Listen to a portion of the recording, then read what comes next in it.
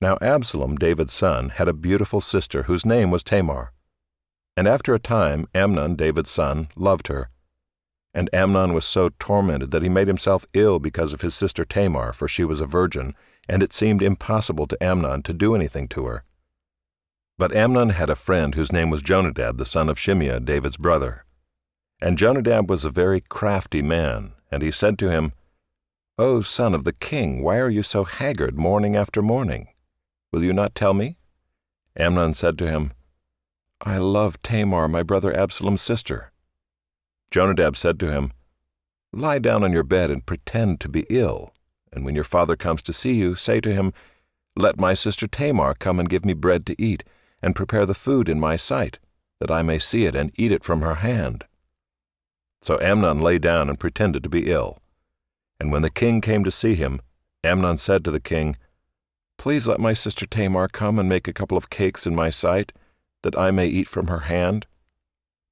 Then David sent home to Tamar, saying, "Go to your brother Amnon's house and prepare food for him." So Tamar went to her brother Amnon's house where he was lying down, and she took dough and kneaded it, and made cakes in his sight, and baked the cakes. And she took the pan and emptied it out before him, but he refused to eat. And Amnon said, "Send out everyone from me." So everyone went out from him. Then Amnon said to Tamar, "Bring the food into the chamber, that I may eat from your hand." And Tamar took the cakes she had made and brought them into the chamber to Amnon her brother. But when she brought them near him to eat, he took hold of her and said to her, "Come, lie with me, my sister." She answered him, "No, my brother, do not violate me, for such a thing is not done in Israel. Do not do this outrageous thing. As for me, where could I carry my shame? And as for you, you would be as one of the outrageous fools in Israel. Now therefore, please speak to the king, for he will not withhold me from you." But he would not listen to her, and being stronger than she, he violated her and lay with her. Then Amnon hated her with very great hatred, so that the hatred with which he hated her was greater than the love with which he had loved her. And Amnon said to her, "Get up, go." But she said to him, "No, my brother, for this wrong in sending me away is greater than the other that you did to me." But he would not listen to her. He called the young man who served him and said, "Put this woman out of my presence and bolt the door after her." Now she was wearing a long robe with sleeves, for thus were the virgin daughters of the king dressed.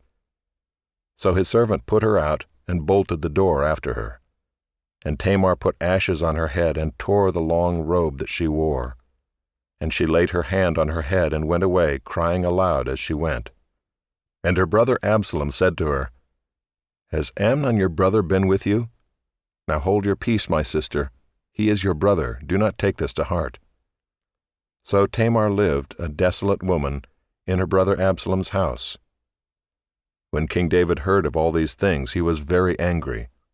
But Absalom spoke to Amnon neither good nor bad, for Absalom hated Amnon because he had violated his sister Tamar.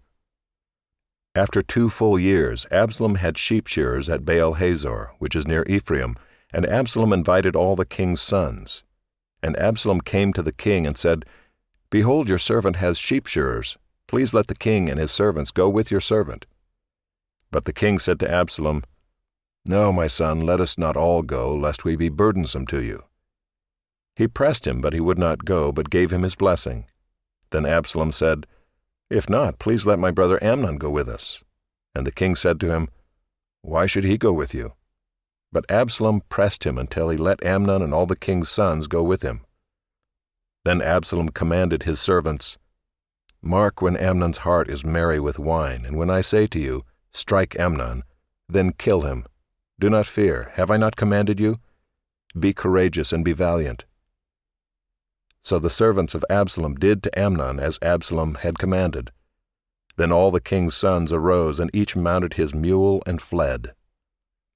While they were on the way, news came to David, "Absalom has struck down all the king's sons, and not one of them is left." Then the king arose and tore his garments and lay on the earth. And all his servants who were standing by tore their garments. But Jonadab the son of Shimeah, David's brother, said, "Let not my lord suppose that they have killed all the young men, the king's sons, for Amnon alone is dead. For by the command of Absalom this has been determined from the day he violated his sister Tamar. Now therefore let not my lord the king so take it to heart as to suppose that all the king's sons are dead, for Amnon alone is dead." But Absalom fled, and the young man who kept the watch lifted up his eyes and looked, and behold, many people were coming from the road behind him by the side of the mountain. And Jonadab said to the king, "Behold, the king's sons have come, as your servant said, so it has come about." And as soon as he had finished speaking, behold, the king's sons came and lifted up their voice and wept. And the king also and all his servants wept very bitterly. But Absalom fled and went to Talmai the son of Ammihud, king of Geshur. And David mourned for his son day after day. So Absalom fled and went to Geshur and was there 3 years. And the spirit of the king longed to go out to Absalom, because he was comforted about Amnon, since he was dead.